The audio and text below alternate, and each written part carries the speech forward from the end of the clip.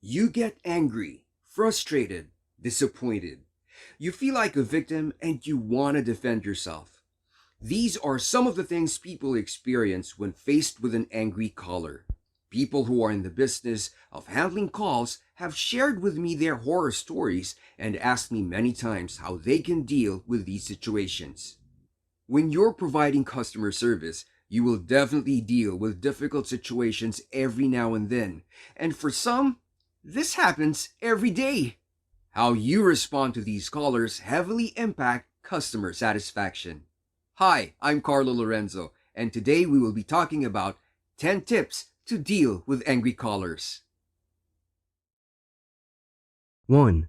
Remain calm and polite. When a caller is rude and blames you, one's natural tendency is to put up walls and be defensive. Here's where we can practice emotional maturity. Don't take it personally. It's not about you, it's not about how you feel. It's about the caller's emotions and concerns. Be secure with who you are and know that your self-worth will never ever depend on how a caller treats you. Your goal is to provide an awesome call experience the best way you can and provide solutions or options for the caller. 2. Empathize. Allow the caller to vent. Empathy involves putting yourself in the other person's shoes and understand why they may have these feelings. In becoming aware of the root cause of why a person feels the way they do, we can better understand and provide healthier options. But if you don't understand their position, ask for clarity. Don't pretend to understand when you actually don't. Some callers might feel like they're being undermined when they hear the words, "I understand what you're going through," when the fact of the matter is, they haven't told you that they just lost their house, or a family member is critically ill, or something that is making them feel on the edge. So be sensitive when you decide to use the words, "I understand." Angry callers need to let out all the emotions. Cutting them while they're talking might fuel their anger even more.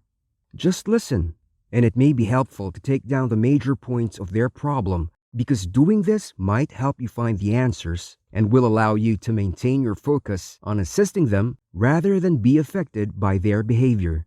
A lot of times, after the caller has expressed their feelings and feel that they've been heard, they usually calm down. And in some situations, they even apologize. 3. Speak in a neutral, calm, and steady tone. This is critical. When an angry caller raises his or her voice, you should never raise your voice, laugh, sigh, or mock the caller in any way. Just speak calmly, using a neutral tone of voice, talking with a steady pace. This manner of speaking helps callers calm down. It may not happen right away, but always remember, the way you speak can have a soothing effect. 4. Be neutral.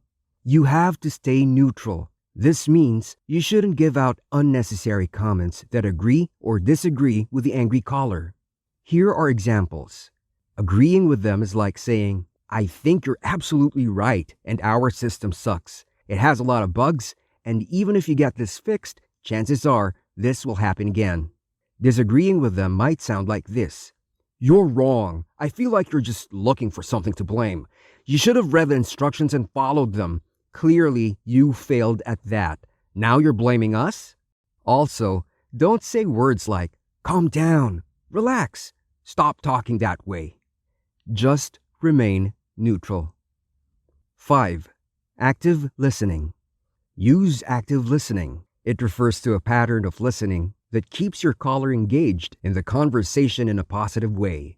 This will make the caller feel heard.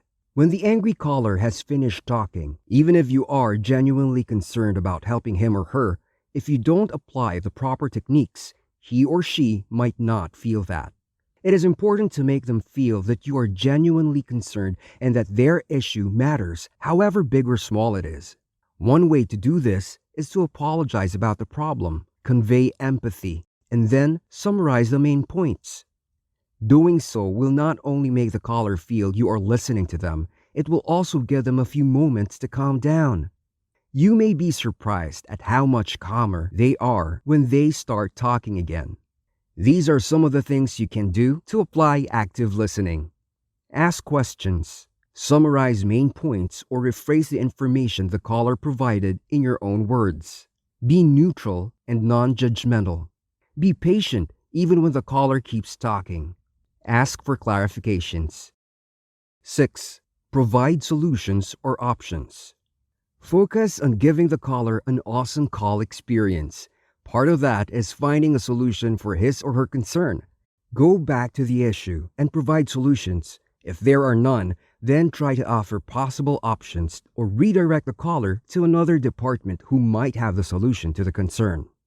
7. Be honest but use positive scripting. Be honest. Part of dealing with customer calls is telling them what is going on.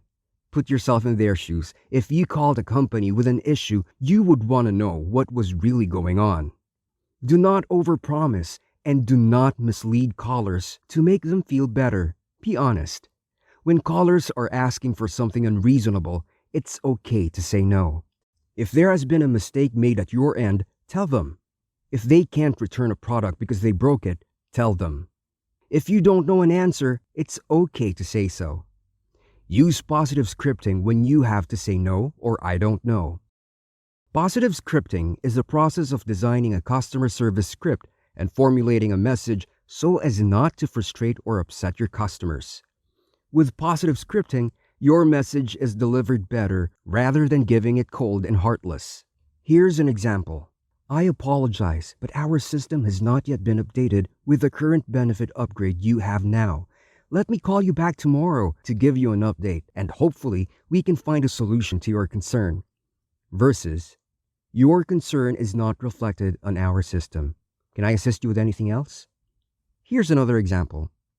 I apologize for that. I understand that the details on our website may have given you, or probably others, an impression that calling the hotline can cater to service cancellations.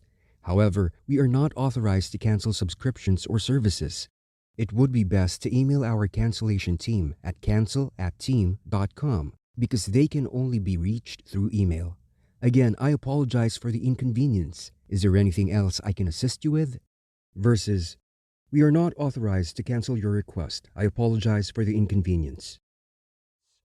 And when you don't know the answer to their concern, you can say, I don't have an answer for you right now, but let me check our resources to see if we can come up with a solution. So always try to make them feel that you are putting in effort to find a solution or an option to their concern. 8. Positivity. The negative energy from the caller can be infectious, but your positivity can be contagious too. Remain on the good side and hope that somewhere along the way, your positivity, genuine concern, and awesome attitude may just heal an aching spot in the caller's heart. 9. Prepare for angry callers. Preparation goes a long way. Mentally prepare yourself. Visualize that you are talking to an angry caller and try to feel it. Then, imagine that you are responding calmly and focused on providing the caller an awesome call experience the correct way. Try to feel good about this effort you're doing. It makes you stronger, more resilient, more patient, and more caring. Having prepared scripts to rehearse is also effective. So try to imagine different scenarios and try writing down scripts you might say in those scenarios. You can also consult your teammates or superiors about different situations and proper scripts to use for these. 10. Reflect. Every time you handle difficult callers, it's a must for you to reflect. Analyze your performance. What could you have improved on? How can you implement the improvements next time? What did you do right? Were you able to help the caller? Did you provide an awesome call experience? Why or why not? Most of the time, a caller gets angry because of the situation and not really because of you. But then, we're not perfect, and there are times when we have to be honest enough to admit if we actually triggered the caller's anger. Reflecting helps you grow, improve your skills, be mindful of what you did well, and where you need to improve.